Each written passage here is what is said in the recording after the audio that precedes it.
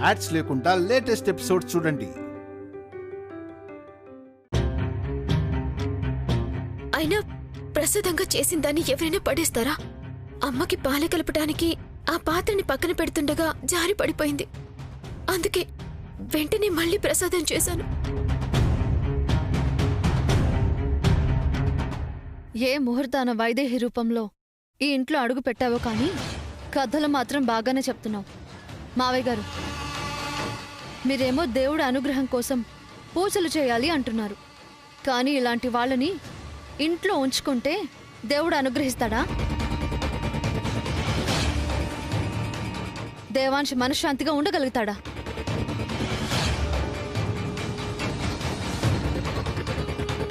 లేదు, నేను చెప్పేది నిజం. కావాలంటే బాలమని అడగండి.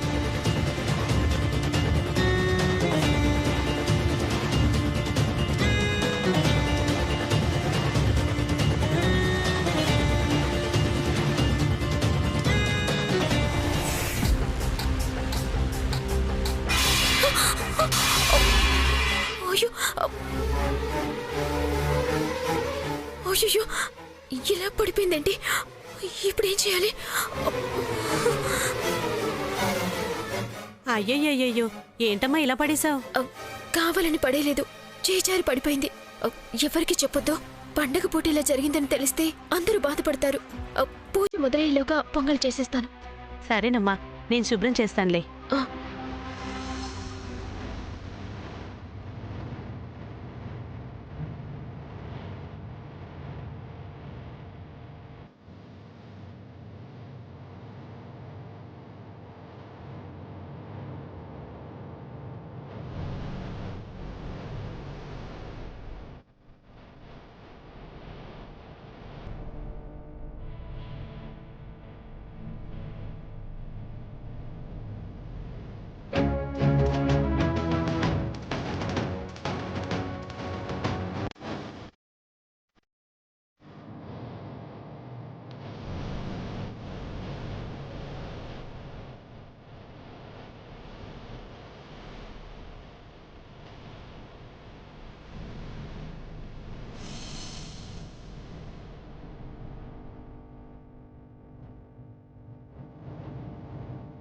దేవుడా దేవుడా, త్వరగా పూర్తయ్యేలా చూడు స్వామి.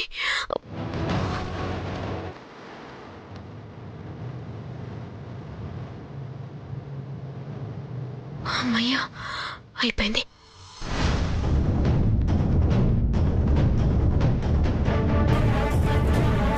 అది జరిగింది.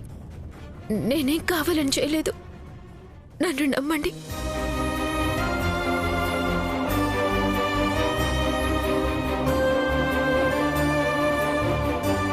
నీ కట్టుకథలు వినడానికి ఎవ్వరూ ఇక్కడ సిద్ధంగా లేరే. నువ్వు కావాలనే చేశావు. అందులో ఏం కలిపావో, ఏం చేశావో. వదినా, చాలా ఆపు.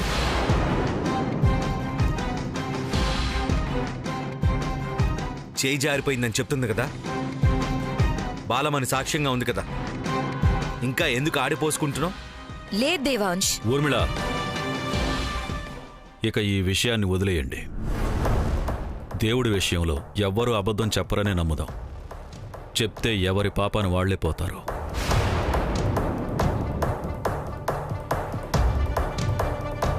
ఉన్న సమస్యలు చాలగా ఈ అపశకునాలేంటో చూడమ్మాయి. నీ పని శాంతను చూసుకోవడం. చూసుకో అంతే. మిగతా విషయాల్లో తలదూర్చుకో. వెళ్ళమ్మా.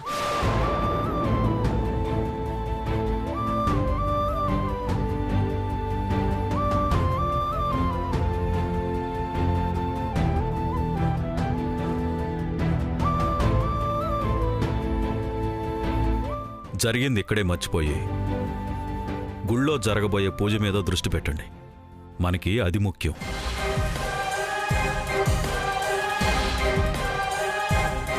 కౌసల్య, పూజ సామాన్లన్నీ బండిలో పెట్టించండి.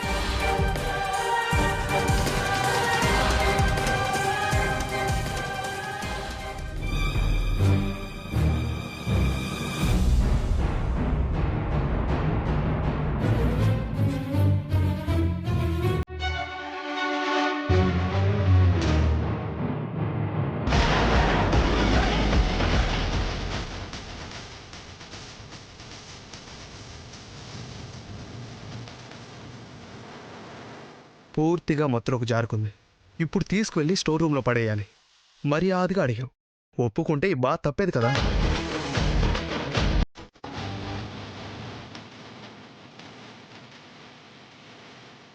అమ్మయ్యా.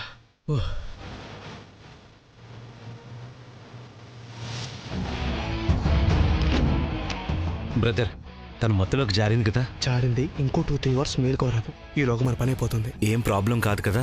ఏం ప్రాబ్లం కాదు, నేను చూసుకుంటాను. నువ్వు బయలుదేరు.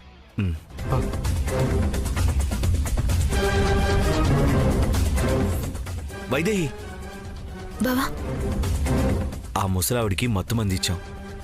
నువ్వు వెళ్ళి ముసలావిడి గెటప్లో రా, మనం టెంపుల్కి వెళ్దాం. బావా, నాకెందుకు తప్పు చేస్తున్నామేమో అనిపిస్తోంది.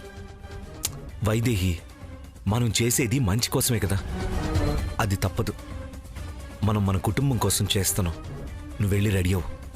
బావా, వెళ్ళమంటుంటే నేను చెప్తున్నాను కదా, నువ్వు వెళ్ళు.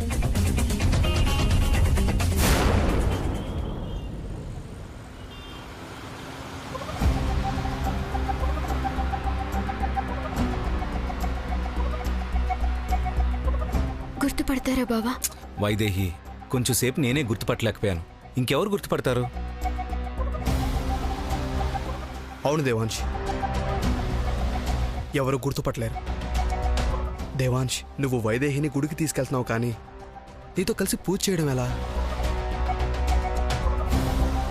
దేవుడే దారి చూపిస్తాడన్నా, నాకు ఆ నమ్మకం ఉంది.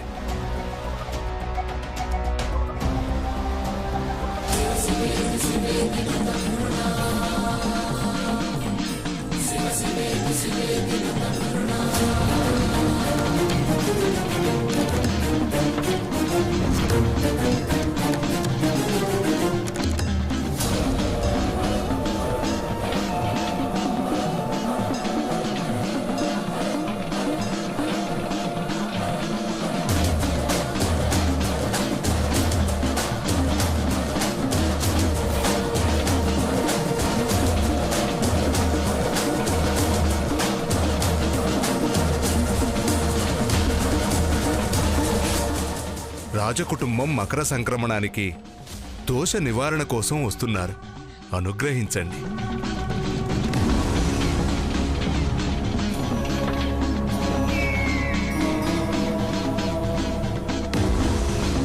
తరతరాలుగా ఆ వంశం అనుభవిస్తున్న శాపం మీకు తెలియంది కాదు. ఆ శాపం ఆ వంశాన్నే అంతరింపజేసే పరిస్థితి గోచరిస్తోంది. అనుగ్రహించండి. వాళ్ళ మొర ఆలకించండి. ఎందుకు ఆలకించాలి? ఎందుకు అనుగ్రహించాలి? ఆది దంపతుల పట్ల జరిగిన అపచారానికి ఫలితం అనుభవిస్తున్నారు, అనుభవించాలి. దైవం కంటే ధనమే గొప్పదన్న అహంకారంతో ఆ దైవానికి అలంకరించాల్సిన ఆభరణాలని నేలమాలిగల పరం చేసినందుకు అనుభవించాల్సిందే, అనుభవించని.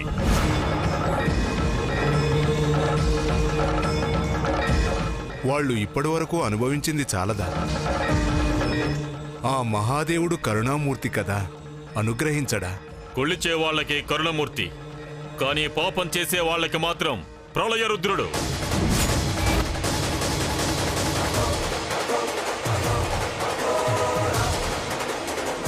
అటు చూడు.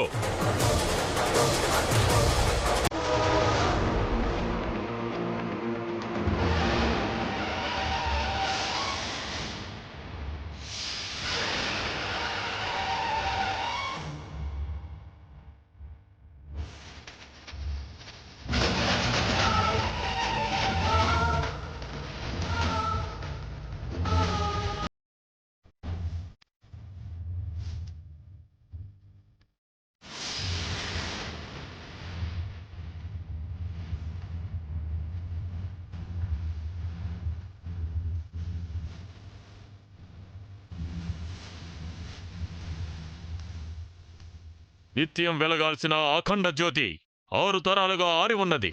ఆ పాపం ఎక్కడికి పోతుంది? ఆ జ్యోతిని వెలిగిస్తే వెలిగించేది ఎవరు? ఆ పరమశివుణ్ణి ప్రసన్నం చేసుకోగలిగే నిష్కలంకులు ఎవరున్నారా వంశంలో?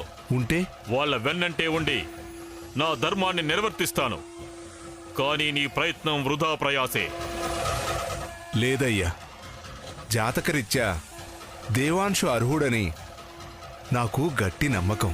నీ నమ్మకం నిజమైతే సంతోషించేది నేనే. ఆ అఖండ జ్యోతి వెలగాలి. నా శివయ్య విశాలాక్షులకు నిత్య కైంకర్యాలతో ఈ ఆలయానికి పూర్వ వైభవం రావాలి. అప్పుడే ఆ వంశానికి వైభవం, శాప విమోచనం. కానీ వచ్చేదెవరు? శాప విమోచనం కలిగించేదెవరు?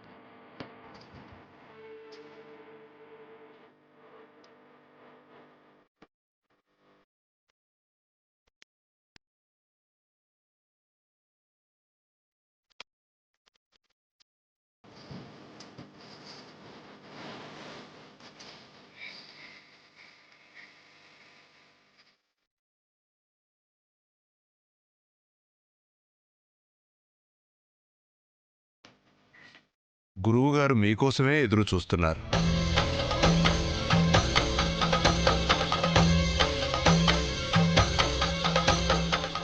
మీకు ఆ మహాదేవునికి మా కుటుంబం పట్ల ఇంకా కోపం పోలేదా స్వామి?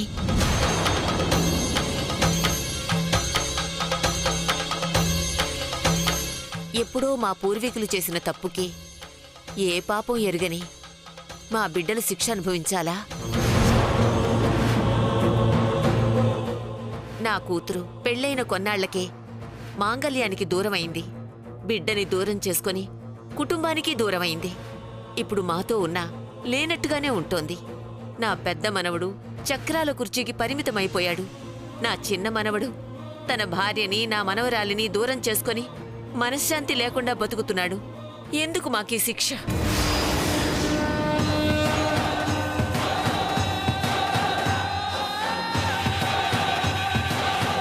ఇలా ప్రతి తరంలోనూ కుటుంబంలో ఎవరికో ఒకరికి ఏదో ఒక సమస్య, ఎప్పుడు ఏం జరుగుతుందోనన్న భయం. ఏదో ఉన్నామంటే ఉన్నామని బ్రతకటం తప్ప సంతోషం లేదు. భవిష్యత్తు మీద భరోసా లేదు. అసలు తర్వాతి తరాన్ని చూడగలమా లేదా అని భయమేస్తోంది స్వామి. మమ్మల్ని ఈ బాధల నుంచి గట్టెక్కించండి.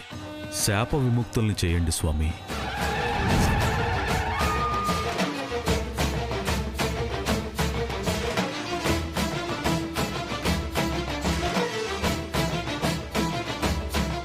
ఇరవై 21 సంవత్సరాల క్రితం వచ్చాం. అప్పుడు మీ అనుగ్రహం లభించలేదు. నిరాశతో వెనుదిరిగి వెళ్ళిపోయాం స్వామి. ఇప్పుడు మళ్ళీ నా బిడ్డలతో కలిసి వచ్చాను స్వామి. ఈసారైనా అనుగ్రహించండి. తరతరాలుగా మమ్మల్ని వెంటాడుతున్న ఈ శాపం నుండి విముక్తి కలిగించండి.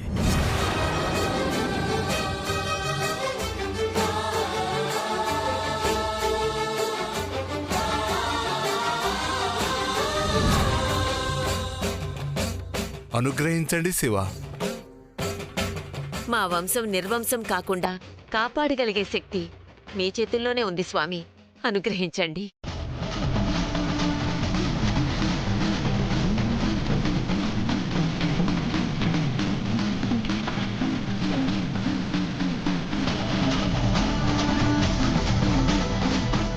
నా చేతుల్లో ఏముంది? చేసిన కర్మని అనుభవిస్తున్నారు. ఎప్పుడో ఎవరో చేసిన దానికి ఎవరో చేసింది కాదు,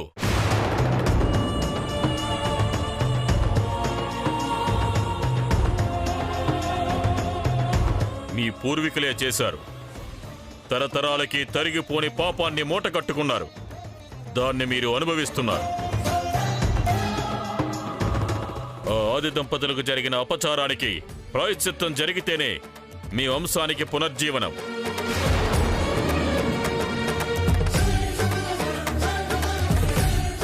లేదంటే ఈ తరం ఇక్కడితోనే ఆగిపోతుంది.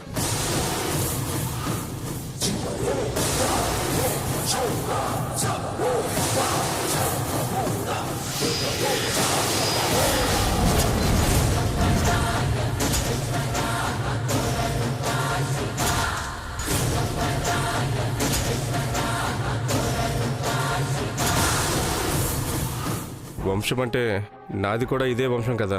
అసలు ఈ సాధువు ఏంటి ఇలా మాట్లాడుతున్నాడు? వీళ్ళందరూ పోయినా ఈ వంశాన్ని నిలబెట్టడానికి నేనున్నాను కదా.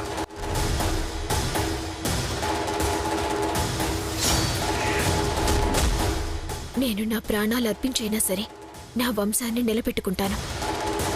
ప్రాణత్యాగంతో ప్రాయశ్చిత్తం జరగదు. ఆ పరమేశ్వర అనుగ్రహం లభించాలి. అప్పుడే మీతో ప్రాయశ్చిత్త పూజ జరిపిస్తాను.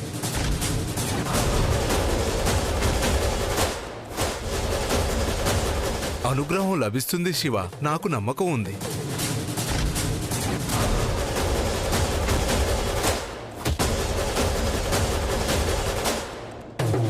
వెళ్ళి ఆ ఏర్పాట్లు చూడండి.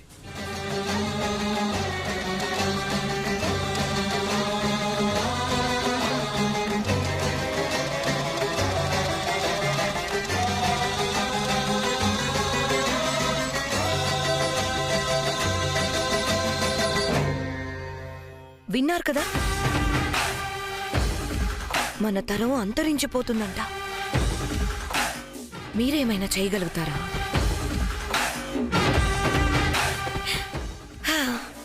ఏం చేయర్లే, తెలిసిందే కదా. కాళ్ళు లేనోళ్ళు, పని మనుషులు అందరూ ఎగేసుకొని వచ్చారు. పదవాలి.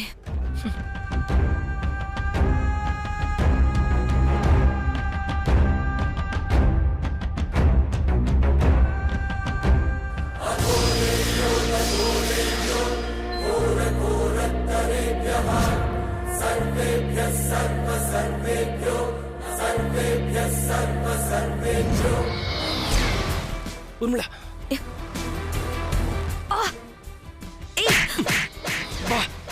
కొడతావేంటి? గుడిలో ఉన్నామని కూడా చూడకుండా. గుళ్ళో చేసే పనులా ఇవి? పిచ్చి పిచ్చి వేషాలేస్తే పళ్ళు రాలగొడతాను. ఏమనుకుంటున్నావో? ఆహా, ఇంటి దగ్గర పట్టుకుంటే మాత్రం ఏదో పెద్ద కోఆపరేషన్ ఉన్నట్టు. ఎక్కడైనా సరే ఇదే సమాధానం కదా.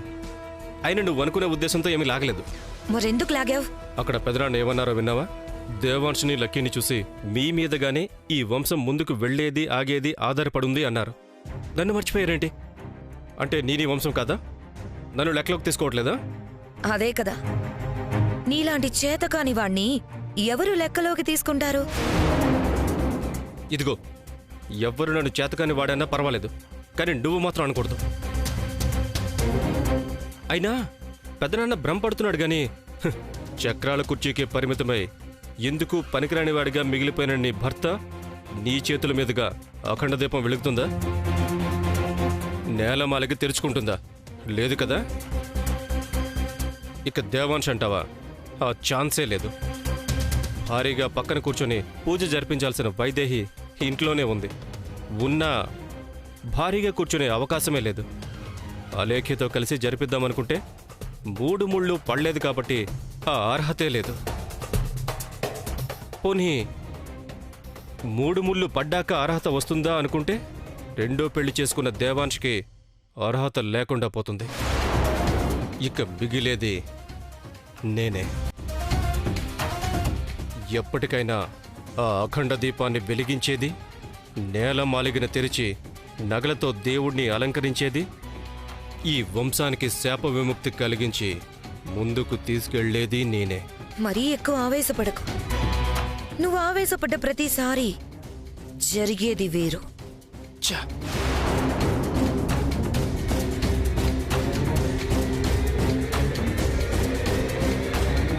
ఇలా ఇవ్వు, నేను తీసుకెళ్తాను. బరువే లేదులే, పర్వాలేదు, నేను తీసుకెళ్తాలే బావా.